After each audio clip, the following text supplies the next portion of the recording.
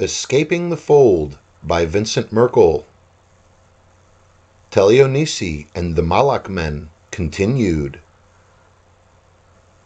When Alexandra was finished narrating the details of her experience with the Malaks 5 years before, we sat in silence on the ridge at the top of the island. After a long while, she shuddered and stood up. Thomas, there is much for you to learn about me and this place. She looked at me doubtfully and added, Please understand that I cannot trust you with everything yet, and you must follow my rules while you are here. I answered, I just want to get off of this island. Between my experience with Lernea and your stories of the Malak tribe, I don't have much of a choice, Alexandra. What are your rules? First, She said, during the night you will stay in the locked antechamber. You will study my notes about the inscriptions on the walls of the dome. You will not enter any part of the forest where I have not taken you. You will have to learn where all my traps are. If I am absent or go out on a trail, you are never to follow me. Ever. Are you with me so far? She asked. Yes, but why? I started to ask. And you will not ask me why. She stated. You will not go into the main dome without my permission. You will stay away from the beaches. This is going to be good. I laughed as she continued her list. Alexandra abruptly turned to me and pointed a spear at my face. There are many ways to die here, Thomas. Do you want to die? As soon as she snapped at me, her snarling thylacines jumped out of the brush at the edge of the ridge and surrounded me. It's okay. She urged them. He's our friend and understands. Isn't that right, Thomas? I certainly don't want to be your enemy, Alexandra, I replied. I will do as you wish, but it is a big island. So long as I am free to leave, should I feel the need, I agree to your terms. Her stern face softened, and I found myself looking at a charming and sweet girl again. She spoke softly. Thomas, I know in my heart you are a friend. I can feel it. The rules aren't forever, just until you know the dangers on Teleonisi better. If you ever want to leave, you can go, but I cannot let you expose my home to the Malaks or Lernea, just as long as you understand that. I agreed with her rules, and then we climbed a tree and traversed the vines back to the oculus entrance of her home. Over the next few weeks, Alexandra and I hunted and explored the northwestern side of Teleonisi. She was excited to share her knowledge of the area with me. She smiled with pride as she exposed her traps throughout the landscape. She talked incessantly. I could only imagine how the years of solitude had affected her. At one point, I insisted that she trust me to hunt a deer alone because she and her thylacines kept scaring off our prey. Alexandra relented and let me hunt alone. She was pleased with the venison and agreed that I was learning enough of the terrain to lighten the restrictions that she had imposed upon me. She began to relax her lengthy list of rules, but she was always watching me. It got to the point where I had almost no time to myself, as Alexandra would insist that I spent my waking hours with her, and she stayed close to me at all times. However, every 3 days she would leave me at a freshwater pool near her home so that I could bathe and relax in private. She would hike up the trail to the ridge as if on a mission and always return in a jovial mood. After the 3rd week, Alexandra and I had toured the northeast side of the island extensively, but Teleonisi had not given up all of her secrets to me.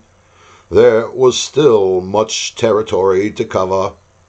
Alexandra started to trust me.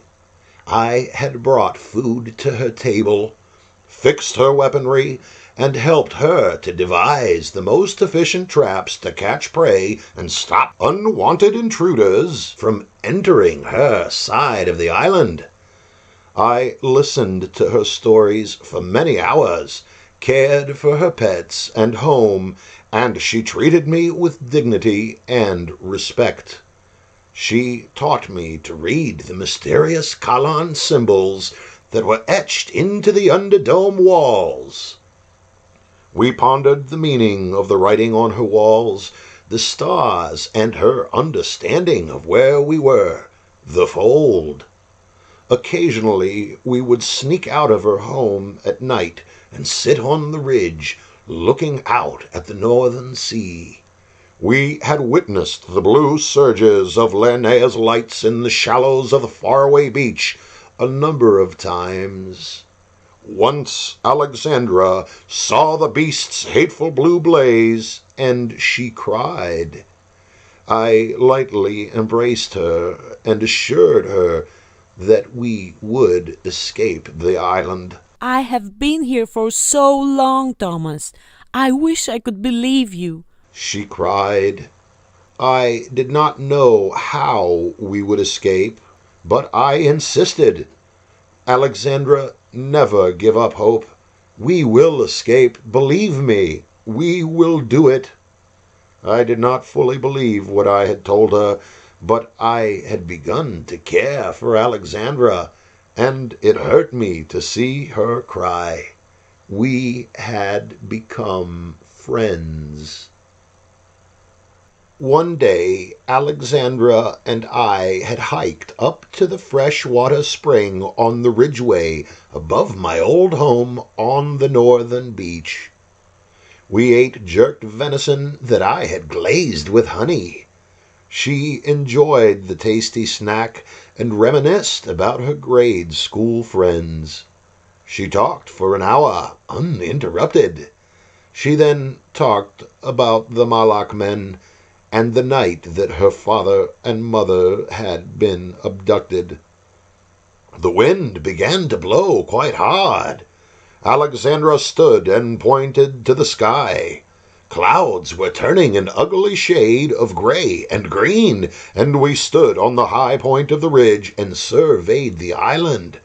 She looked up at the churning clouds. The wind whipped her hair around her head, face, and shoulders as she spoke. We won't have to worry about the Malaks for a while. The volume of her voice rose to the level of the steady breeze, slowly turning to a gale. You must stay in my home until the storm passes. She issued forth one command. Come. Although I had been in many predicaments that were less than desirable during the course of my life, I thought it would be rude to deny my gracious host, and I accepted her stern invitation. I looked forward to deciphering the ancient hieroglyphs carved into the limestone and granite dome that was her home. The chimney entrance at the oculus of the dome howled when the surging winds rushed across the highest and lowest points of the smooth rim. Once inside, Alexandra pulled on a rope that was attached to a pulley and lever system that actuated a wooden slab to swing on a hinge mounted to the ceiling and neatly closed the orifice. A trickle of rainwater dripped down into a small drain at the center of the mosaic floor. The water that dripped into the drain was caught in a pool and gave evidence to a system of bronze pipes and granite sluices that bespoke an advanced plumbing system that drew fresh water from the springs behind the walls and circulated it throughout the abode. Natural gases flowed from orifices fitted with pipes and bronze valve jets that, when lit, burned brightly and cleanly. The hearth of the main stove was comprised of a stout fireplace fitted with a heavy vented metal door. It was iron, and the oven doubled as a foundry and a place to cook meals. Every detail of the chamber was precise in its workmanship, functionality, and artistry. During the next week and a half of confinement and shelter from the relentless winds and rain, Alexandra continued to acquaint me with the landscape of Teleonisi by teaching me what she knew of the maps and hieroglyphs on the walls of her home. The Captain and Umwella. While I was learning the secrets of Teleonisi and of her previous and current inhabitants, the Captain Christos was conversing with a foul and wicked creature. Somewhere lost deep in the fold, out among the white crests of froth blowing across the sea, was another dome. The jagged set of rocks composed an old volcano, with its rim appearing to touch the clouds. The volcano's basin had become both the home and prison of the happy misanthrope, the less than honorable captain. He was happy, but not without his troubles. His strong belief that he was meaner than any god of sea or land helped keep him motivated, alive, and well. I guessed that the relationship the captain developed with Lernea was as close to a romance that any two evil beings can have without physical contact. The captain and his first mate had been adrift in the dinghy for over a week, with only 2 days of rations left, while George and Vangelis had drifted onto the beach of the second island, Deuteronomy. Christos and Nick washed onto a rocky shore on the volcano. It was more a cliff than a shore, but as the tide was high, the boat settled on a plateau that would otherwise be a cliff. The two men squabbled over the scarce water rations and canned meats on the dinghy. With a curse on his lips, the captain reached under the small wooden deck and grabbed a flare gun. Nick had a sharp eye and quick mind. He knew Christos was going to shoot him with the flare so that the cunning old captain could survive on the rations of 2 people instead of 1 and wait for rescue on the rocky edge alone. Nick had a premonition of his own corpse floating aimlessly on the sea and feeding the sharks and squid with his flesh. It was only logical that the first mate would lift his gun-wielding hand and strike a deft blow on the back of his captain's head. While Christos was unconscious from the brutal blow, Nick dragged his flaccid body to the mouth of a deep cave on the plateau and deposited it there. The first mate thought about why he hadn't just shot Christos and came to the conclusion that he really liked the captain, but just couldn't afford to use a precious bullet. Nick had the gun, 5 bullets, and all of the food. He climbed the cliff for a half-hour and spotted what looked like an island off in the distance, peeking over the horizon. He scrambled back down the cliff and quickly made his way to the boat. He shoved the dinghy back into the sea and took the cover off of the little motor that was mounted to the plywood aft of the inflatable boat. After tinkering with the ignition cables and carburetor, he yanked the pull cord. The stoic and determined Nick yanked 5 times and started the motor. He pointed the nose of the little craft to the northeast, away from the stark rock island. With a slight hint of a self-satisfied smile, he braved the waves alone. Christos awoke in a cave, but because of the delirium from the blow to the head, he stumbled in the darkness, cutting his legs and hands on the sharp volcanic pumice and rock. It was the luckiest stumble he had ever had, because it led him to the inside of the volcano. The enormous basin was a lush tropical haven. Round the inside cliffs there were lagoons with caves that connected to the harsh winds of the open sea. The surging waves regularly washed stray fish into the pools, trapping them in the brackish water. Fresh water springs ran from the highest point in the center of the earthen basin and fed the many lagoons. Birds, small rodents, turtles, reptiles, and vegetation were plentiful in the massive crater. It was not long before Christos saw a deranged one-eared man who dwelled within the volcanic cliffs. The black man had been spying on the captain, who became increasingly incensed with the dark phantom that mumbled in the shadows and darted through the trails. It was inevitable that Christos would meet Umwella, the man-servant of the dark and sinuous Lernea, but he would meet him on his terms. The paranoid and delirious captain had one weapon, the flare gun that he had clutched in his hand. When Nick delivered a blow to Christos's head, the flare gun had gotten caught in his waistband. Christos knew that his one shot should be saved only for the purpose of his rescue, but was comforted by having the one flare as a fiery projectile to save his life if confronted by some angry native. Christos used his woodcraft to build a fire and cook a sizable turtle in its shell. He then sat with his back on the bole of an old hollow tree and feasted.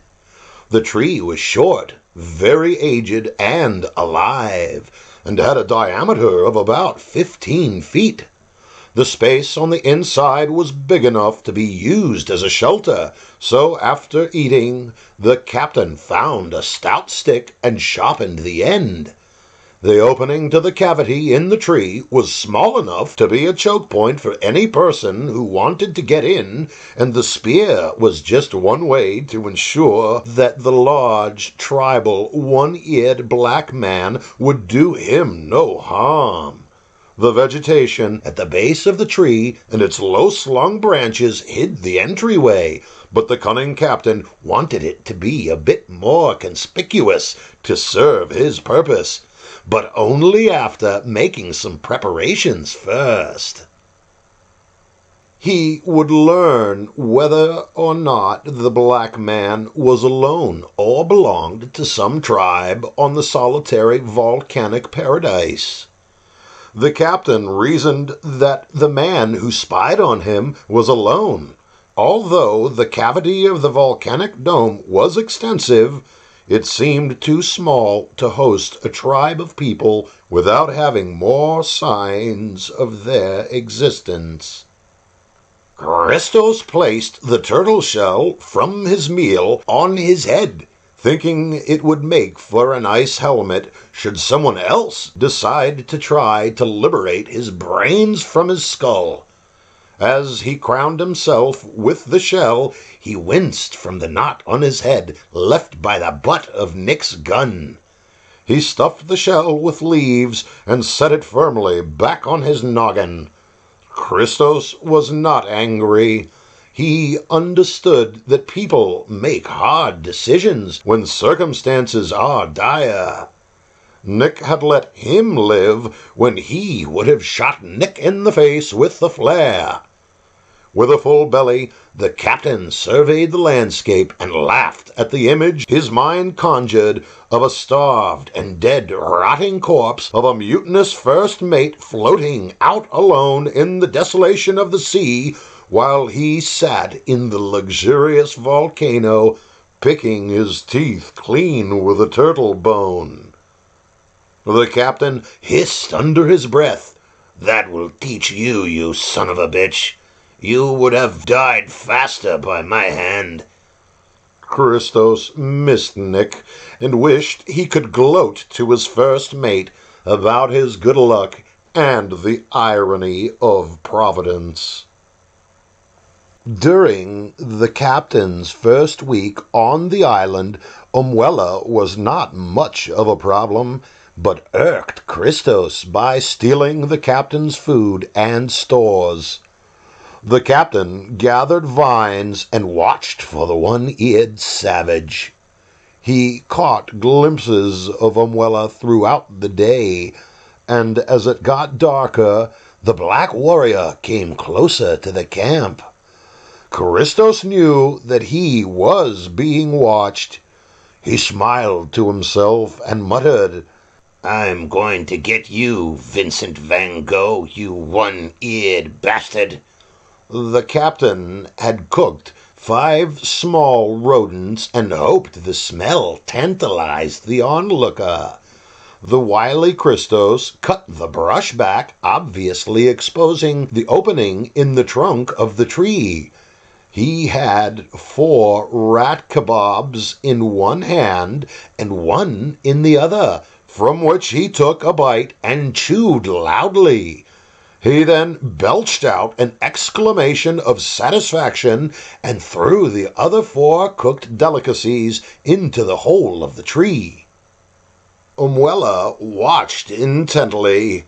He had never seen the white man throw his food in the tree and was always perplexed as to where the white demon man slept.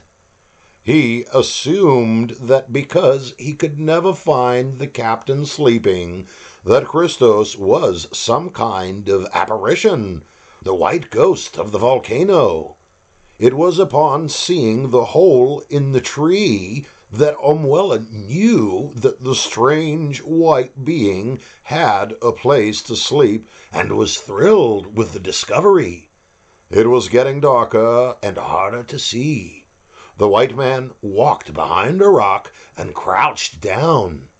Umwella had used opportunities like those to steal from Christos while his pants were around his ankles, answering to nature's call. Umwella sprinted to the opening of the old tree and reached his long arms in, feeling for the delightful morsels of meat that the white ghost had so carelessly tossed in. He was surprised at how deep the chamber in the tree was. On his hands and knees, he crawled further in. He found one stick with a cooked rodent and bit into it. Christos had glazed the meat with honey that he had found, and Umwella could not resist going deeper in to fetch the last of the tasty treats. Umwella greedily grabbed the last of the kebabs and headed for the dim light in the small aperture that he used to enter the white man's den. As Umwella looked out of the hole, a large, blunt club struck him in the back of the head, and he fell unconscious. Christos worked quickly and kicked Umwella's body back into the tree. He then fixed a sturdy gate of long and thick poles. He drove stakes deep into the ground and tied them sufficiently above the opening to secure them so that a strong man would not be able to move the fibers. Christos wove the vines and other branches in a grid pattern on the vertical bars and finished the cell by dragging large slabs of stone and wedging the bars so that they could not be kicked out of place. Umwella awoke to find a fire burning on the outside of his prison. The morning light was mixed with smoke and the sound of a fish frying on a hot rock. Christos kept Umwella imprisoned long enough to learn the tribesmen's simple language and establish his authority over the Malak. Christos was not a harsh jailer. He was an opportunist and used the opportunity to secure his safety and peace of mind. He fed Umwella and brought him water, but always let it be known who the boss of the volcano was. Having never seen a white man before, Umwella asked Christos if he was a god or a demon, but in the crude language of the Malak men, the captain's answer, "I'll be whatever you want me to be," always translated to, "Yes, I am." The confused Umwella would argue with him. "But, white chief, you are not Babula of my tribe, the god of sea. He is great, but you are small. You keep me imprisoned, but do not spoil my food. Why? Why should Umwella fear you? You are not the sea god I have known since a child." The prisoner told his story about Kaukaka, Chief Malak, and the white girl. He spoke of the Malak men who betrayed him and his relationship with his liege, the beast from the deep, who had spared him. Umwella had been stranded in the crater for many moons. Years before, the witch doctor, Kaukaka, sacrificed him to Lernea when he was bloodied, bruised, and beaten, rowing for his life to escape the tentacles of the dark god of his tribe. He thought about a girl like none he had ever seen before, sitting in a tree and watching his torture ensue. This thought was first and foremost in his mind. That girl was to be his salvation. But his plan to catch her had failed, and then he was rowing for his life. A wake pushed his canoe almost to the point of tipping. When the beast emerged out of the moonlit sea in front of the frantic Umwella, the blue shining orbs set in the fearsome eel head looked into his servant's eyes. Umwella's mind gave up his last thought to the interrogating spell that the sea monster had concentrated on him. Lernea studied Umwella and asked, "O great warrior of mine, why is it that you did not run straight from me like all of the others that Kaukaka sends? Is it that you fear me? You are the bravest of his warriors. I am surprised and delighted that Malak would make such a sacrifice. What do you have to offer me, my child? Shall I give you my children to take out into the world? Are you strong enough to survive the journey and spread my seed into civilizations unknown? Oh, what a great sacrifice you would make for me! But you must survive the trip, and the pain you will feel will be your glory." Umwella shouted to Lernea, his Babula, his god. "There was a girl, and she would be a better sacrifice to you. She is strong and white. and not like any I have seen. I was going to bring her to you. She had a family who raided our town. She is more beautiful than the Kalan princess. Kaukaka did not tell you about her because he wants her for himself, but I would never deny you, Babula." Hoping to incite a riot of Lernea's jealous rage against his double-crossing tribesmen, Umwella added, "Malak and Kaukaka wanted me dead to deny you the girl." Babula looked into Umwella's eyes and knew that Umwella was speaking the truth about the girl being alive, but he suspected the warrior lied about Malak and Kaukaka denying him. The beast appreciated a good liar and let Umwella live. Lernea wanted the girl, and instead of infecting Umwella with the disease that the beast called love, took him to the volcanic island to be his guest. He would groom the warrior to fight against the Malak men and replace Kaukaka if the witch doctor could not deliver the girl. He wanted the strange girl from the time she had entered the fold during a tempest years before.